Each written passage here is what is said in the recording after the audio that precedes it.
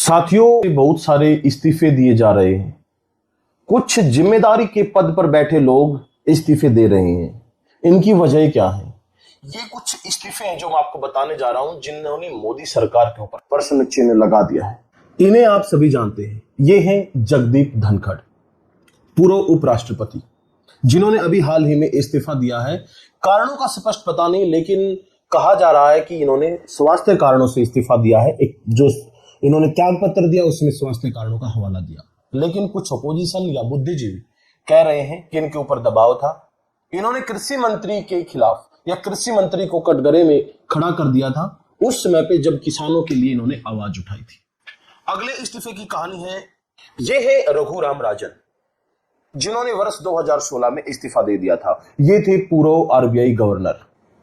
इन्होंने आरबीआई के पद से इस्तीफा 2016 में इसलिए दे दिया था क्योंकि इन्होंने नोटबंदी और जो चुनावी बॉन्ड है उनको लेकर असहमति जताई थी। आगे है आरबीआई गवर्नर उर्जित पटेल। इन्होंने वर्ष 2018 में इस्तीफा दिया अपने पद से। इन्होंने सरकार के साथ ब्याज दरों और चुनावी बॉन्डों के मतभेद पर असहमति प्रदर्शित की और इस्तीफा देकर चले गए। क्या कारण है इन इस्तीफों का? इसकी कड़ी अभी रुकी नहीं है। इसके आगे हम बात करते हैं अशोक लवासा की, जो कि चुनाव आयुक्त थे। बताया जाता है कि वर्ष 2020 में इन्होंने इस्तीफा इसलिए दे दिया क्योंकि चुनावी उल्लंघनों का मतभेद वहां पे नजर आया इसे, और इस वजह से इन्होंने चुनावी मतभेदों के कारण अपने पद से इस्तीफा दिया। ऐसा माना जाता है कि इनको आयकर जांच जैसे निगरानी जैसे धमकियां भी मिली थी।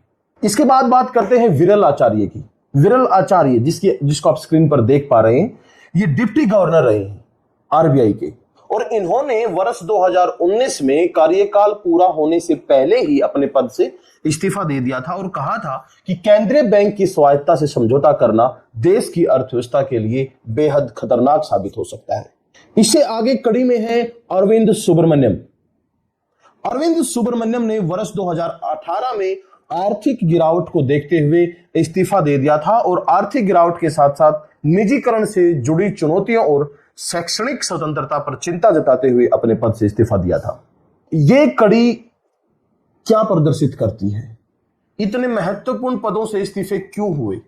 क्या कारण रहा है? कहीं सरकार की इच्छा के अनुसार कार्य न होने की वजह से इस्तीफे तो नहीं दिलाए जा रहे हैं। इन्होंने तो स्पष्ट भी किया है, टाइम्स ऑफ इंडिया में भी स्पष्ट किया गया है, लेकिन मुद्दा क्या है ये विचारणीय है।